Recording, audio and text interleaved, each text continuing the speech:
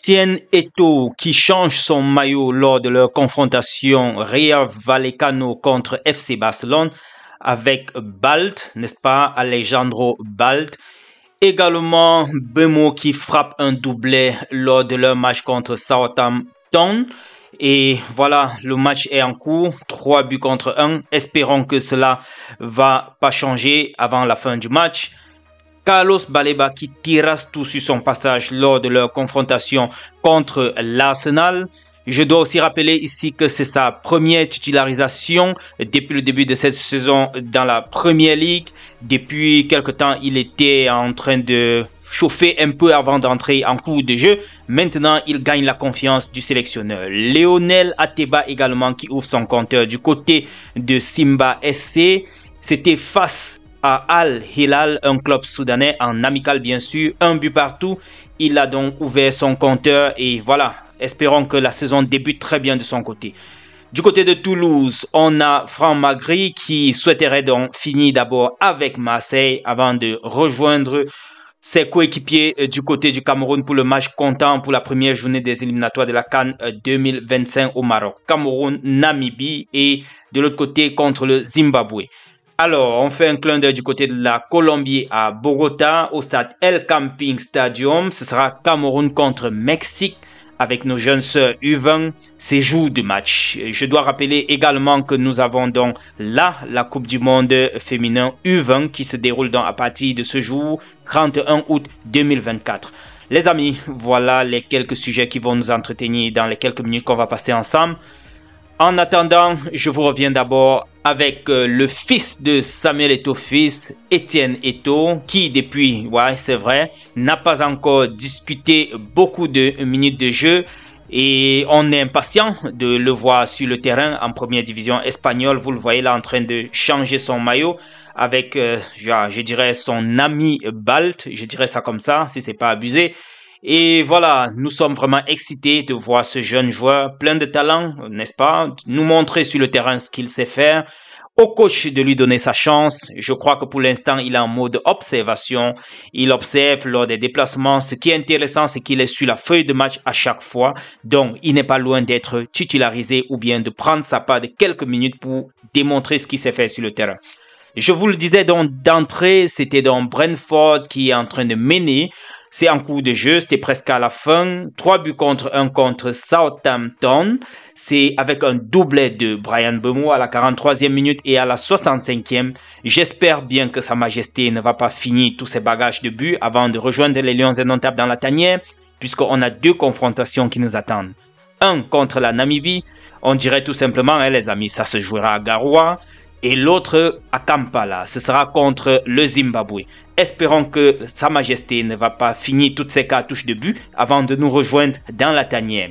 Vous le voyez là, en train de pistoler, je sais pas si c'est un coéquipier, si c'est le coach, mais ça nous intéresse pas. Le plus important, c'est que ramène-nous les stars de but de la Premier League parce qu'on en a besoin dans la tanière. Nous allons avoir une qualification digne de ce nom pour la Coupe d'Afrique au Maroc.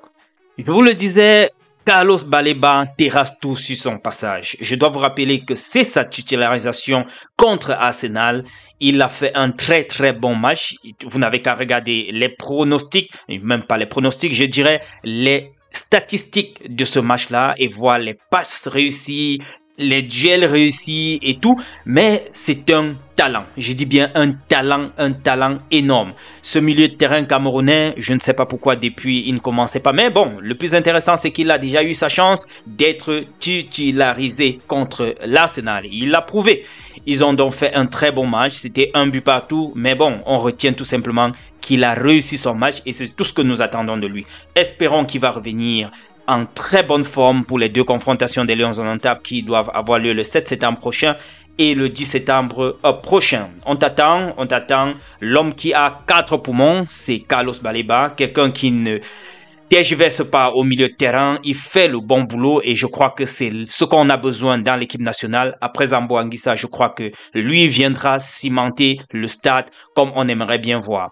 Alors, je vous parlais de Lionel Ateba. Lionel Ateba qui, de l'autre côté, en Tanzanie, a déjà déposé ses valises jusqu'à commencer à ouvrir son compteur. Déjà un but à son compte, même si c'était en amical contre un club saoudien, comme je le disais d'entrée. Il a ouvert son compteur et je pense très bien que venant de l'Algérie, où il a d'abord prouvé depuis quelque temps, je pense très bien qu'il pourra continuer ses œuvres de l'autre côté en Tanzanie. Vous le voyez en train de jubiler son premier but sur ces couleurs-là, les couleurs de Simba SC. C'était au 1-0 contre Al Hilal.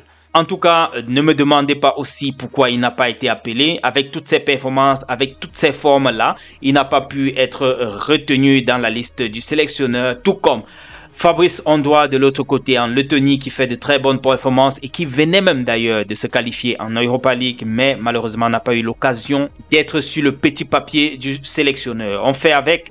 De l'autre côté, je vous parlais également de Franck Magri qui est revenu dans la tanière après une absence après la Coupe d'Afrique. Maintenant, il est de retour. On l'a appelé après l'indisponibilité de Ngamale et aussi de Faris Moumbagna. Il est donc de retour dans la tanière, mais ce soir, il a un match très crucial contre Marseille.